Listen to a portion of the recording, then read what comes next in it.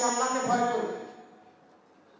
সম্মানিত ভাইয়েরা, এই জন্য আমি আপনাদেরকে অনুরোধ করব, ওই রকম খাঁটিপুতু যারা দেয় এগুলোকে পাত্তাই দেবে। যারা কুচাকুচি করে এগুলার দিকে ফিরেও তাকাবে না। সীমাহীন ধৈর্যের পরিচয় যেমন 17 বছর দিয়েছেন, সীমাহীন ধৈর্যের পরিচয় অব্যাহত রাখতে হবে।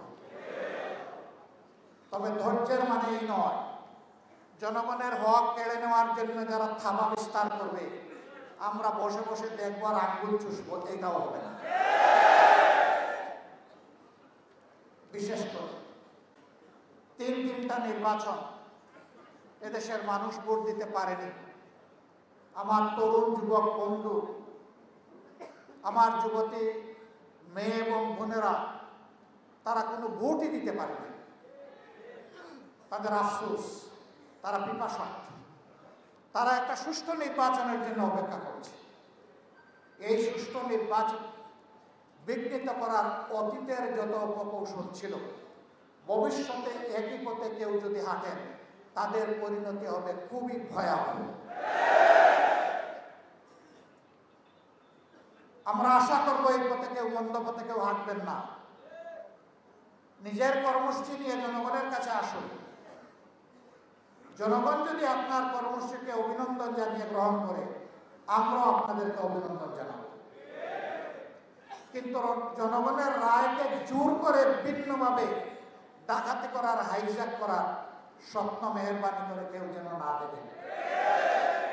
এবং এই অপকর্মের সঙ্গীও যেন যারা নির্বাচনী কাজে, শৃঙ্খলা রক্ষার কাজে নিয়োজিত থাকবেন তারাও যেন সেই অপকর্মের সঙ্গী না হন।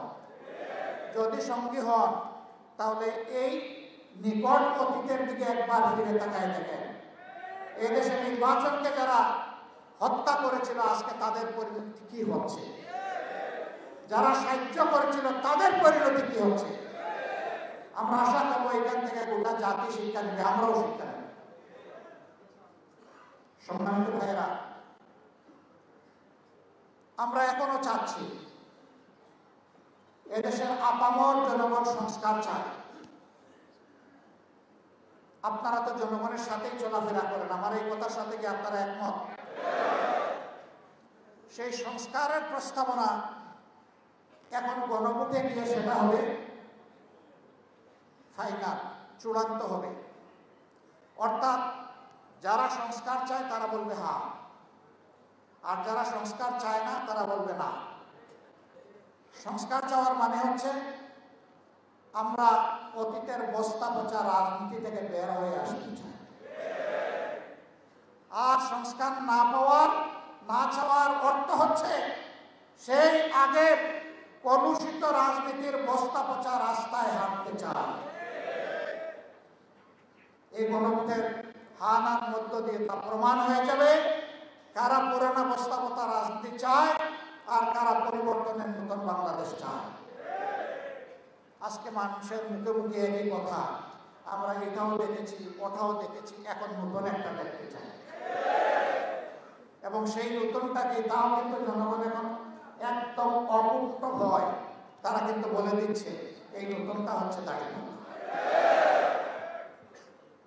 কেউ তাতে বিচলিত হচ্ছে না। আমরা দেখি মাঠে ময়দানে অনেক সময় অপিনিয়ন পোল যারা সংগ্রহ করেন তারা বলেন যে আপনি এইভাবে বলতেছেন আপনি ভয় পান না? ওই না, আমি শুধু আল্লাহরে ভয় পাই। সম্মানিত ভাইরা, এই জন্য আমাদের তিনটা কাজকে এখন থেকে প্রাধান্য দিতে হবে। নাম্বার 1, মানুষকে চিন্তার চোখ খুলে দিতে হবে যে আপনারা অতীত দেখেছেন, বর্তমান দেখছেন, এর ভিত্তিতে আপনারা আগামীর সিদ্ধান্তটা মেহেরবানি করে নেবেন। অতীতে কার কি কার্যকলাপ ছিল আর বর্তমানে কার কি কার্যকলাপ আছে, এটাই দিক নির্দেশনা দিবে যে কারা আগামীতে গিয়ে কোন কাজটা করবে। বাংলাদেশ জামাতে ইসলামী অতীতেও সামাজিক অপরাধের সাথে ব্যাপকভাবে সম্পৃক্ত ছিল না। অতীতেও জামাতে ইসলামী চাঁদাবাজি করে নাই, অতীতেও জামাতে ইসলামী দখলদারি করে নাই, এখনো করছে না। এর থেকে জনগণের আস্থা ফিরে এসেছে যে এই দলটার উপর আমরা আস্থা রাখতে পারি।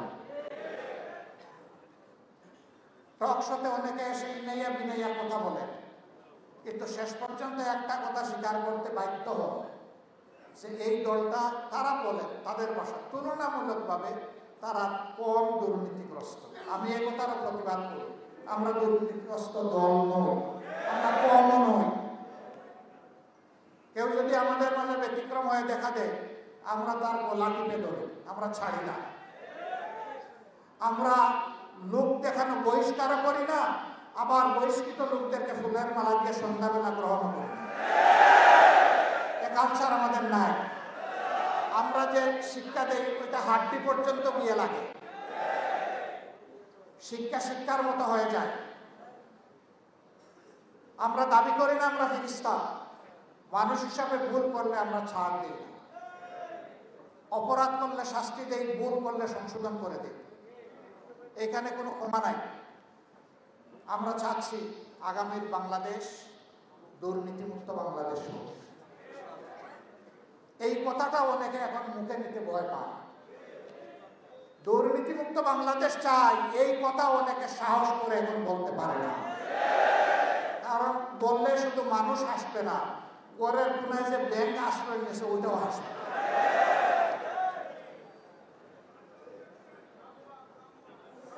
নিজেদেরকে তারা এমন পর্যায়ে অনেকে নিয়ে গিয়েছেন, তাদের জন্য আফসোস।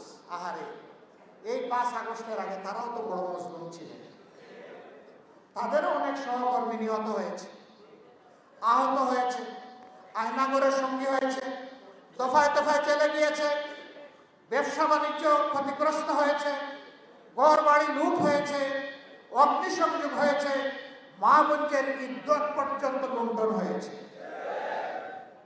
তারা কি তাদের সহকর্মীদের প্রতি একটু সম্মান দেখাতে পারেন না? তাদেরকে অনুরোধ করব, দেশবাসীর প্রতি যদি সম্মান দেখাতে আপাতত নাও পারেন, অন্তত নিজের মজলুম সহকর্মীদের দিকে একবার ফিরে তাকান। অপকর্ম ছেড়ে দিয়ে সুকর্মের দিকে এগিয়ে আসো। মানুষ মানুষকে ক্ষমা করে। এদেশের মানুষ মহৎ হৃদয় মানুষ। আমাদের একজন রাজনীতিবিদ বলেছিলেন, তিনি মানুষকে খুব খোঁচা দিয়ে দিয়ে কথা বলতেন, উপহাস করে কথা বলতেন, উদ্যত্তের সাথে কথা বলতেন। তিনি বলেছিলেন তাদের দল ক্ষমতা থেকে গেলে 2 দিনের মাথায় 5 লক্ষ তাদের দলের লোককে বিরোধী দলের কর্মীরা খুন করবে। তারা ক্ষমতা থেকে 5 তারিখ গিয়েছেন, তাদের কি 5 লক্ষ লোক খুন হয়েছে? 5,000? 500? কেন হইল না?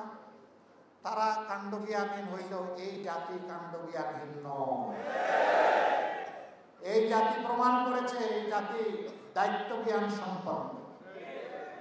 এই জাতি প্রমাণ করেছে তারা দেশের টাকা লুণ্ঠন করে, চুরি করে, বিদেশে পাচার করে, ফ্যামিলিকেও পাচার করতে পারেন, কিন্তু এদেশের আপামর জনগণ তার প্রিয় বাংলাদেশকে ভালোবাসে। এর প্রমাণ জনগণ দিয়েছে। অতএব সবার কাছে আমাদের আওয়াজ হবে, আগামীতে গণভোটে হা বলুন। সবার মুখে হা তুলে দিতে হবে। সবার মুখের ভিতরে হা আছে, এখন মুখে আনতে হবে, মুখের হাতে হাতে আনতে হবে ইনশাআল্লাহ। দ্বিতীয় কাজ, ন্যায় এবং সত্যের পক্ষে, দুর্নীতিমুক্ত ইনসাফপূর্ণ বাংলাদেশ গড়ে তোলার পক্ষে আমাদের এই অভিযান। আপনারও এই অভিযানে শরীক হন। সমাজের মানুষকে এই অভিযানের সাথে শরীক করতে হবে। আজকে আমরা যাওয়া আসার পথে, ফিরোজ শাহ বড় মাদ্রাসায় যাওয়া আসার পথে দেখলাম যে অনেক রিক্সা চালক ভাই হাত তুলে মুষ্টিবদ্ধ করে আমাদেরকে দেখাচ্ছেন, আমরা শক্তভাবে আপনাদের সাথে আছি ভাই। তোমাদেরকে ছেলেও যে বুঝটা আল্লাহ তোমাদেরকে দিয়েছেন ন্যায় এবং সত্যের পক্ষ নেওয়ার জন্য আমরা দোয়া করি, এই বুঝটাই আল্লাহ তাআলা বাংলাদেশের 18 কোটি মানুষকে দান করুন। আমরা আশাবাদী এবার বাংলাদেশের রাজনীতিতে গুণগত পরিবর্তন আসবে ইনশাআল্লাহ। এইটা দেখে কেউ কেউ এখন অস্থির হয়ে পড়েছেন। ডাইনে থেকে হামলা, বামে থেকে হামলা, সামনে থেকে হামলা, পিছন থেকে হামলা, এআই দিয়ে বিভিন্ন ছবি বানিয়ে আমাদেরকে কলঙ্কিত করার চেষ্টা করছেন। ওয়া মাকারু মাকারাল্লাহ আল্লাহু খায়রুল মাকিরিন। আল্লাহুম্মা ইন্না নাজআলুকা ফি নুহুরিহিম ওয়া নাউযু বিকা মিন শুরুরিহিম। সম্মানিত ভাইয়েরা, সূর্যকে যতই চেষ্টা করুক মেঘ ঢেকে রাখতে পারে না। এ সূর্যের আলো বের হয়ে আসবেই। জাল হাক্কা ওয়া যাকাল বাতিল ইন্নাল বাতিলা কানা যাহুকা। সত্য এসে গেছে ভাই, তুমি আর আটকায় রাখতে পারবা না। এদেশের সকল ইসলামপন্থী এবং দেশপ্রেমিক শক্তি আজ ঐক্যবদ্ধ। ইনশাআল্লাহ আমাদের এই ঐক্য বুক বিলাসের জন্য নয়, আমাদের এই ঐক্য নিজেদেরকে জাতির জন্য উজাড় করতে। এই জন্য আমরা ঘোষণা করেছি জনগণের তহবিল থেকে আগামীতে যদি আল্লাহ তাআলার মেহেরবানিতে এবং জনগণের ভালোবাসায়, সমর্থনে, ভোটে, ম্যান্ডেটে এই শক্তি যদি দেশ সেবার সুযোগ পায়, তাহলে জামাতে ইসলামী থেকে নির্বাচিত সংসদ সদস্য এবং মনোনীত সম্মানিত মন্ত্রীগণ আগামীতে সরকারি কোনো প্লট গ্রহণ করবেন না। ট্যাক্সবিহীন কোনো গাড়ি কিনবেন না। গাড়ি কেনার টাকা যদি পর্যাপ্ত না থাকে রিক্সা চলবে। এখন যেভাবে চলেন তখনও সেভাবে চলবেন।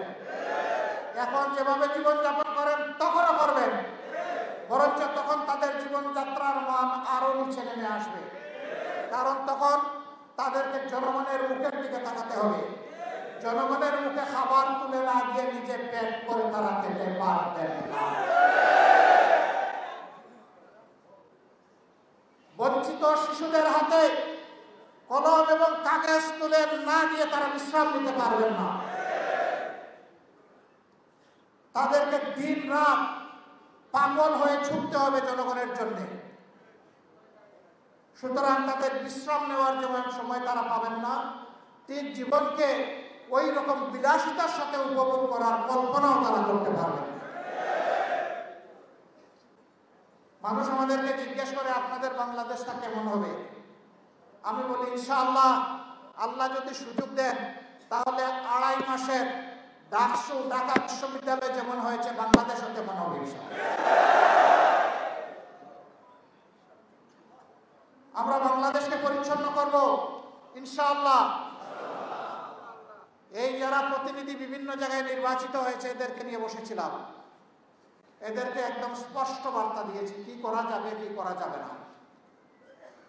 আল্লাহর শুকরিয়া, রাব্বুল আলামিনের অসংখ্য শুকরিয়া, আমরা যা তাদের কাছে প্রত্যাশা করেছি তারা তার চাইতেও বেশি উপহার দিচ্ছে।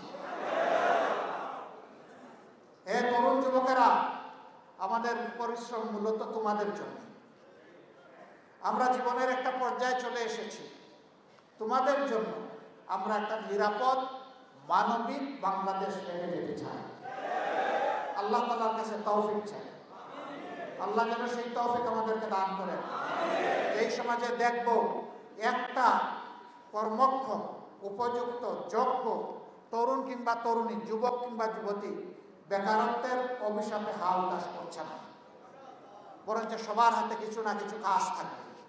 হয় সে উদ্যোক্তা হবে, না হয় সে কোথাও সার্ভিস করবে, বেকার থাকবে না ইনশাআল্লাহ।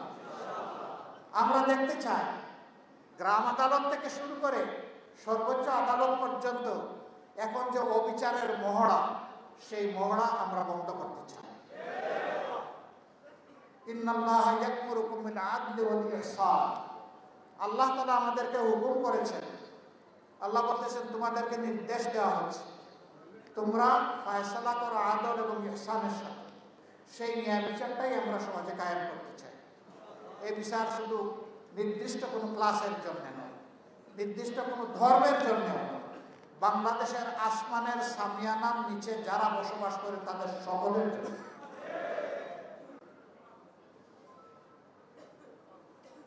আমরা বিশেষ কোনো ক্লাস এর জন্য লড়াই করব না, বরঞ্চ বঞ্চিত ক্লাসকে বুকে ধারণ করে আমরা সামনে এগিয়ে যাব।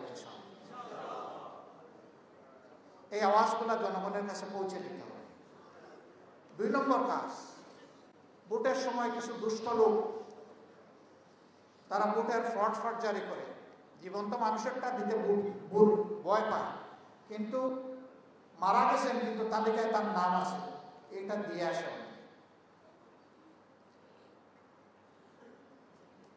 ভোটার তালিকা ফাইনাল হওয়ার সাথে সাথে এটা হাতে নিয়ে ঘরে ঘরে জনকে ভেরিফাই করতে হবে, কে জীবিত, কে মৃত, কে বিদেশ, কে স্বদেশ, কে চাকরিতে দূর দূরান্তে আছে, এগুলো সব চিহ্নিত করতে হবে। মানুষের চেহারাগুলা, পুরুষের চেহারা পুরুষরা চিনবেন, মহিলাদের চেহারা মহিলারা চিনবেন। এরপরে কেউ যদি ড্রেস বদলাইয়া ভিন্ন কায়দায় অন্য কারো ভোট হাইজ্যাক করতে চায়, শক্ত করে হাতে ধরে ফেলবে।